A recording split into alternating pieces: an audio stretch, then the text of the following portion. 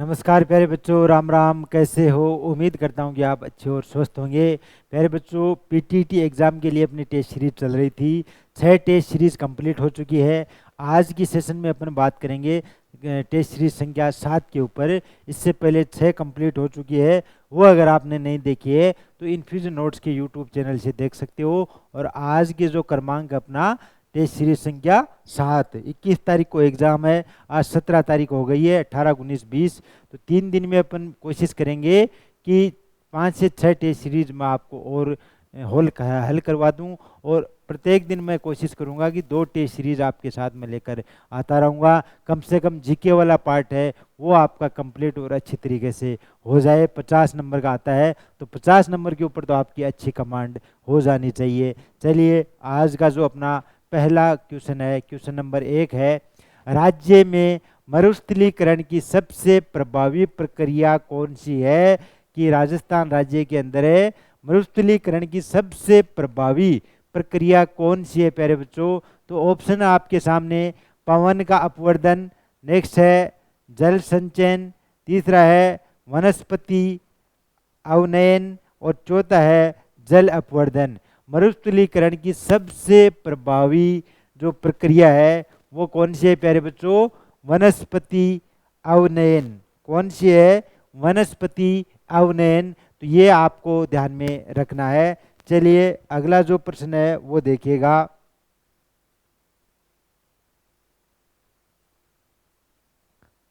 Next है, राज्य में अरावली पर्वतमाला की कुल कितनी लंबाई है? कि राजस्थान के अंदर अरावली पर्वतमाला है, उसकी कुल कितनी लंबाई है? अरावली पर्वतमाला श्रृंखला की राजस्थान के अंदर है 550 किलोमीटर। कितनी लंबाई है प्यारे बच्चों?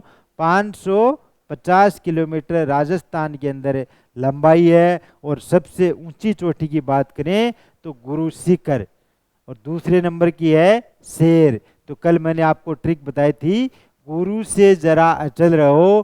कई बार ये प्रश्न पूछा गया है। अरावली पर्वतमाला की दूसरे नंबर की चोटी कौन सी है?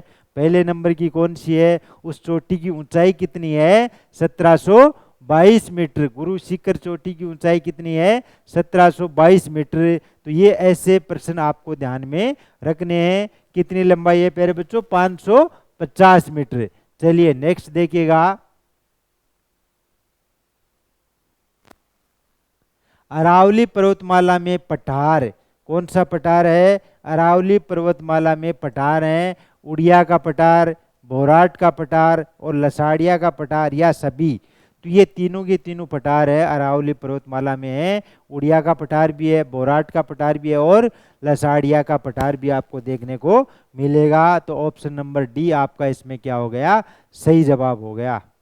चलिए नेक्स्ट देखिएगा। गोगुंदा और कुंभलगढ़ के मध्य स्थित पठार का नाम कौन सा है? गोगुंदा और कुंभलगढ़ है, उसके बीच का जो पठार बना हुआ है उस पठार का क्या नाम है? तो उस पठार का नाम है प्यारे बच्चों बोराट का पठार।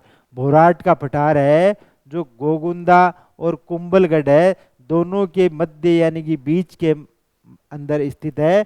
कौन सा पठार है? बोराट का पठार। चलिए नेक्स्ट देखिएगा। नेक्स्ट है,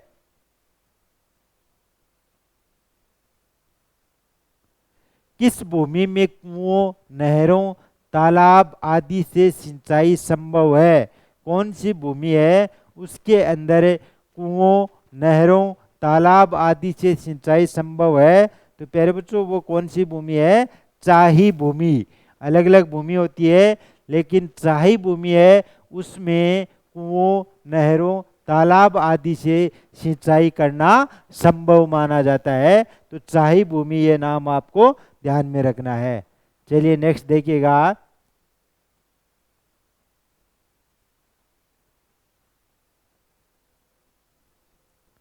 राज्य के मरुस्थल में विशिष्ट लवण की झीलों को लोकल यानी कि स्थानीय भाषा में क्या कहा जाता है? राज्य के मरुस्थल में विशिष्ट लवण झीलों को स्थानीय भाषा में क्या कहा जाता है? तो क्या कहा जाता है प्यारे बच्चों? ढांड के नाम से जाना जाता है। किस नाम से? ढांड के नाम से जाना जाता है।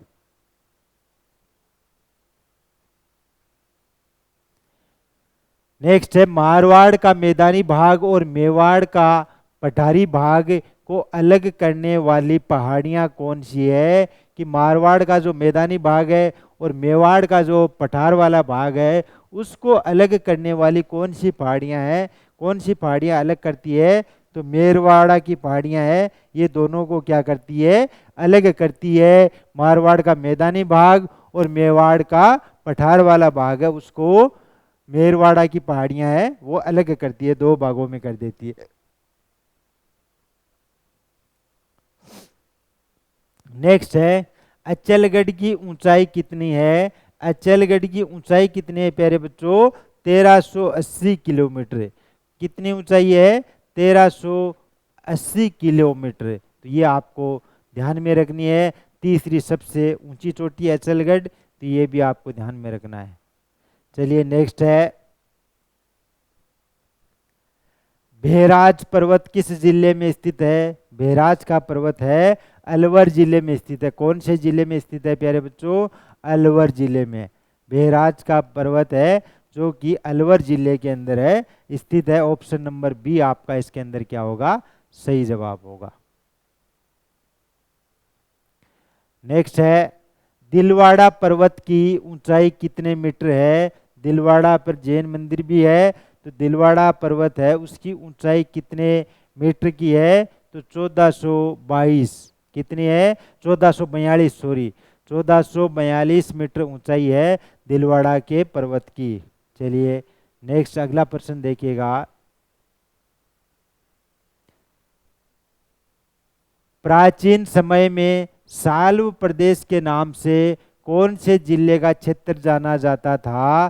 प्राचीन में साल्व प्रदेश के नाम से कौन से जिले का क्षेत्र जाना जाता था? तो प्यारे बच्चों अलवर, अलवर जिले का क्षेत्र है साल्व के नाम से, साल्व प्रदेश के नाम से जाना जाता था।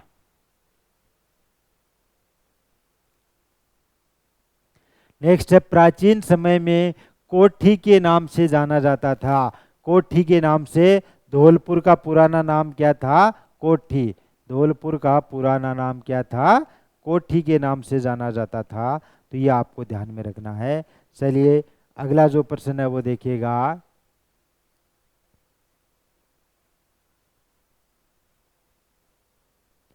हरियाणा जिले से राज्य के कितने जिले सीमा बनाते हैं? हरियाणा से राजस्थान के कितने जिले सीमा बनाते हैं? तो 4 जिले हैं वो सीमा बनाते हैं प्यारे बच्चों। कितने जिले बनाते हैं? 4 जिले।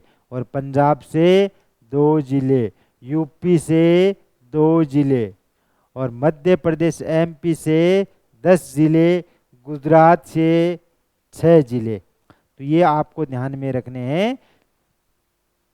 कौन कौन से जिले बनाते हैं वो भी आप देख सकते हो। हनुमानगढ़,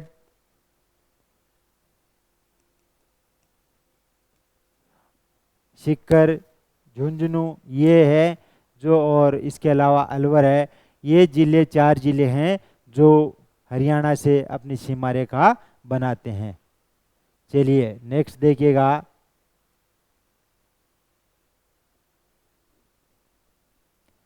थार की वैष्णो देवी के नाम से कौन सी देवी जानी जाती है? थार की जो वैष्णो देवी है उसके नाम से कौन सी देवी जानी जाती है? उस देवी का नाम है प्यारे बच्चों अर्बुदा देवी। कौन सी देवी है? अर्बुदा देवी को थार की वैष्णो देवी के नाम से भी जाना जाता है।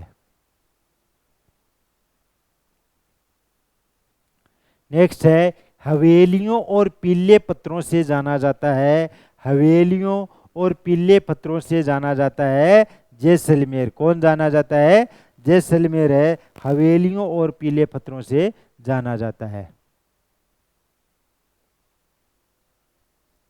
नेक्स्ट है राजस्थान का प्रवेश द्वार, और राजस्थान का प्रवेश द्वार कौन सा है?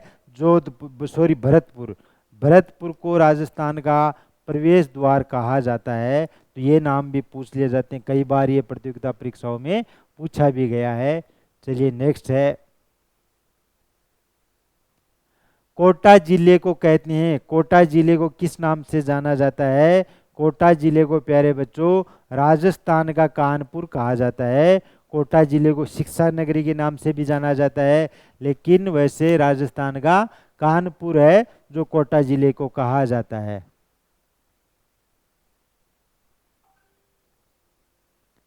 राजस्थान का जिब्राल्टर किस को कहा जाता है? राजस्थान का जिब्राल्टर है जो अजमेर का तारागढ़ है, अजमेर का जो तारागढ़ है उसको राजस्थान का जिब्राल्टर भी कहा जाता है। तारागढ़ कहाँ पर स्थित है? अजमेर जिले में। कीराड़ू, कीराड़ू क्या है? कीराड़ू को क्या कहा जाता है? राजस्थान का खजुराहो, राजस्थान का खजुराहो किसको कहा जाता है? कीराड़ू को। कीराड़ू के अंदर क्या है? कीराड़ू बाड़मेर के अंदर स्थित है प्यारे बच्चों। चलिए नेक्स्ट है, अगला देखिएगा। बांसवाड़ा जाना जाता है, बांसवाड़ा को किस नाम से भी जाना जाता है? 100 द्वीपों का शहर किसको कहा जाता है? बांसवाड़ा को कहा जाता है 100 द्वीपों का शहर। किसको कहा जाता है? बांसवाड़ा को कहा जाता है। नेक्स्ट है, गांधी जी के 5वें पुत्र के नाम से कौन जाने जाते हैं? गांधी जी के 5वें पुत्र के नाम से जमनालाल बजाज को गांधी जी के 5वें पुत्र के नाम से भी जाना जाता था।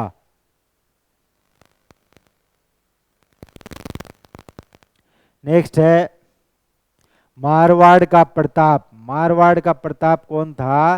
राव चंद्रसेन। कौन था? राव चंद्रसेन है, उसको मारवाड़ का प्रताप कहा जाता है। चलिए नेक्स्ट देखिएगा। राजस्थान की मरु कोकिला के नाम से कौन जानी जाती है? अल्लाह जिलाबाई को राजस्थान की मरु कोकिला के नाम से जाना जाता है।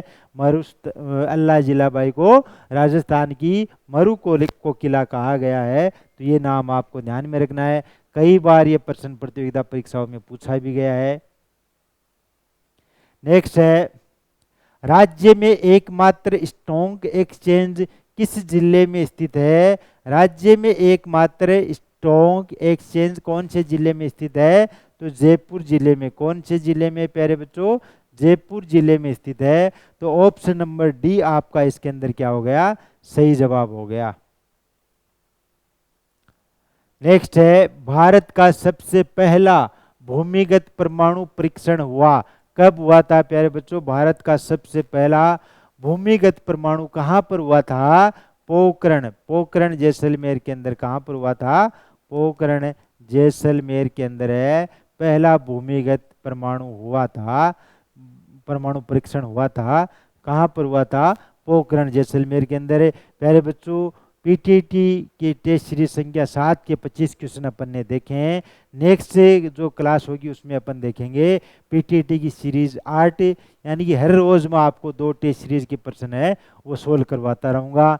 मेरे द्वारा दी गई जानकारी आपको कैसी लगी कमेंट बॉक्स में कमेंट करके ज़रूर बताइएगा, और इस सूचना को अपने फ्रेंड सर्किल में भी शेयर कीजिएगा। इन्फ्यूजन नोट्स के यूट्यूब चैनल को आप फॉलो कीजिए, लाइक शेयर सब्सक्राइब जरूर कीजिएगा, जिससे आपको हर जानकारी सबसे पहले और समय पर मिल सके। धन्यवाद। राम राम।